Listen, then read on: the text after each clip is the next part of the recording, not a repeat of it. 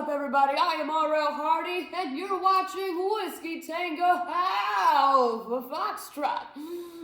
Whew, okay, well, finally some bit of a good news among the bleak everything that is life right now. So as it turns out, Kilmar Abrego-García lives! Oh, that is a win for humanity, folks.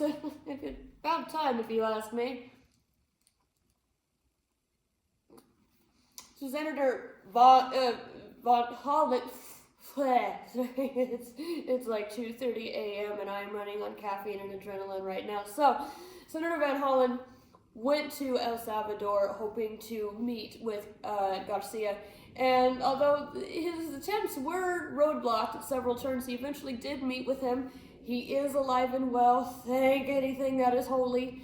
He sends a message of love to his family, who he misses dearly because, you know, he was kidnapped and shipped off to this prison. And by the way, to all those parroting the lies from the current regime, he has no gang affiliation. He has no criminal record.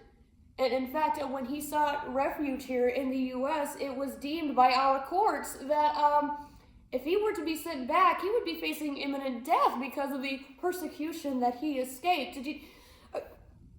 Okay, I don't understand why people hate on immigrants so badly. They flee where they come from so they can have a chance at a better life. And considering how much they contribute to society here in the U.S., I gotta be honest, they're some of the hardest working motherfuckers I have ever encountered, all right? And you know, as it turns out, ICE has been trying to crack down on the amount of deportations because they've got a quota to meet. And lately, they are resorting to dipping into immigrants' IRS information to track them down. Huh. So if they're going through the IRS, that means that immigrants pay taxes after all. In fact, if you look back at the 2022 filings, which was not too long ago, keep in mind, immigrants paid in excess of $90 billion in taxes, none of which they got to see any part of because, you know, they're immigrants and all that jazz. So, Kilmar Abrego-García is alive, although they are still not allowing his return yet, despite a unanimous Supreme Court order that Trump will still skin and all of his cronies facilitate the return of this innocent man, to which they said, fuck off, we do what we want. Oh boy, if that doesn't constitute a constitutional crisis, what's it gonna take, folks? Okay, I think people are being kidnapped off the street by unidentified, ununiformed, unmarked strangers, brown shirts.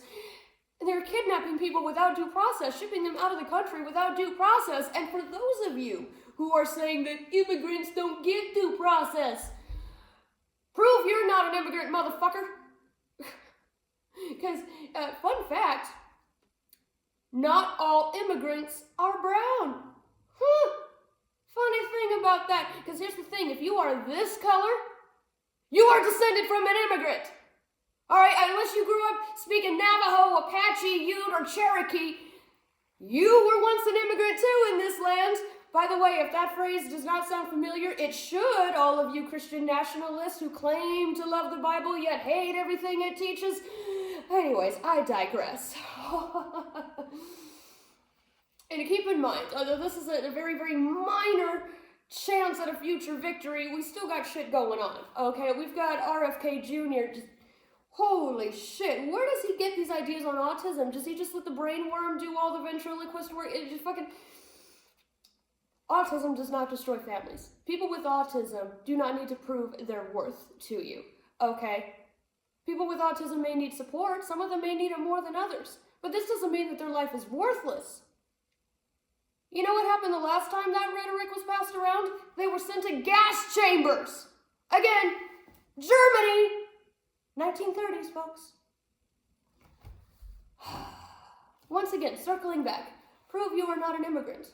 Prove you are not a criminal. Prove that you are a citizen, which not that that matters now that I think an Agent Orange wants to send off homegrowns next. But how can you prove any of that without due process? Huh? What is stopping you from being suddenly labeled a criminal? even though you have done nothing wrong. You think you're safe?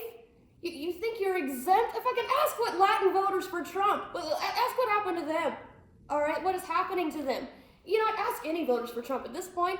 Right now, a soybean farmer recently went on CNN begging Mr. President to please reverse the tariffs that will destroy his entire family's industry by 2027. A soybean farmer. These tariffs will destroy the guy who voted for it. Oh, those leopards are not going to be going hungry anytime soon. Add to that,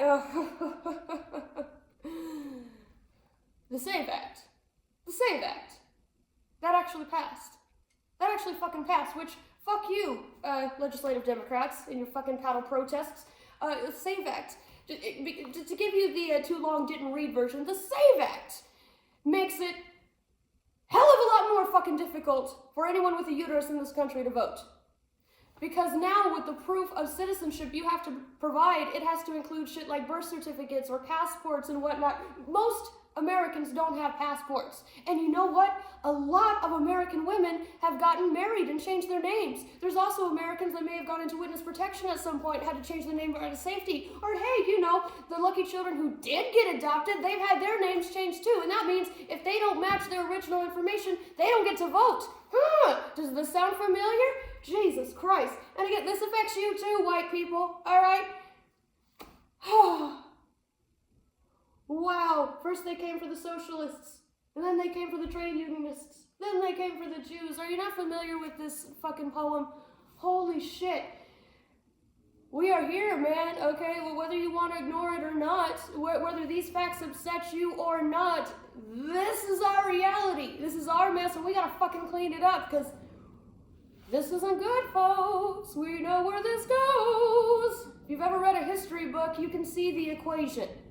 Oh boy, I'm trying not to have an aneurysm right now. So, don't bury your heads in the sand, guys. Keep at least a little bit informed. I understand that you need to take breaks. I understand that burnout is real. Trust me, if it wasn't, I would be doing these videos way more often. But we need to keep at least one foot in this fight, because if we don't, democracy dies in darkness. All right? And those of us who are holding down the front line can't do it forever. And if you don't help them, they're not going to be around to help your ass when you need it. And boy, I get that this is uncomfortable. This should make you uncomfortable. Everything I'm saying should make you uncomfortable. Okay, I'm uncomfortable every fucking second of my life right now. I am uncomfortable, worried about all of my brown friends, that I'm worried one day I'll never hear from them again, that they're just gonna vanish, and I'll never know what happened to them. I'm worried about any of my uterus friends who may have some kind of medical complication and their doctor can't save their life because they're worried about legal repercussions. I'm fucking worried about myself. Okay, I'm disabled. I'm queer. I've got a uterus. Okay, and I am no stranger to assault and attack and threats of many kind. If you think you're insulated from all of this, you're not. If you think the oligarchs give a fuck about you, guess again. This is a critical hour, folks. Which side of history do you want to be on?